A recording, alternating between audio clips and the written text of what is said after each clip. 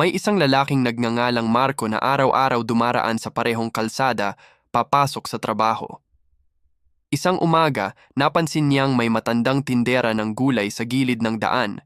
Tahimik, pawisan at halos walang bumibili.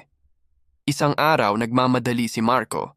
Late na siya sa meeting pero napansin niyang nahulog ang ilang gulay ng matanda sa kalsada. Sandali siyang nag-atubili. Hindi ko problema, sabi ng isip niya. Pero may boses sa loob na bumulong.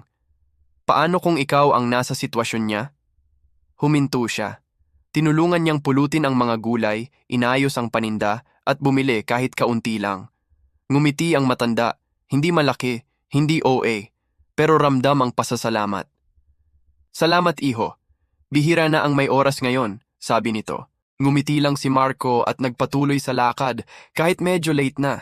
Ilang linggo ang lumipas, isang araw naman si Marco ang nangangailangan. Nasiraan ang sasakyan niya sa gitna ng ulan. Basa, pagod, at frustrated siya. Maraming dumaan, walang huminto. Hanggang sa may motorsiklong tumigil. Kuya, mukhang may problema. Pwede kitang tulungan, sabi ng rider. Tinulungan siyang itulak ang sasakyan sa gilid. Tinawagan pa ang mekaniko ng kakilala niya.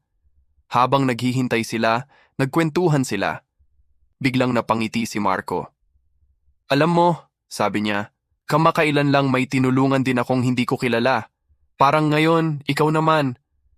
Ngumiti ang rider at sinabing, ganun talaga kuya, kung ano ang itinatanim mo, siya ring aanihin mo.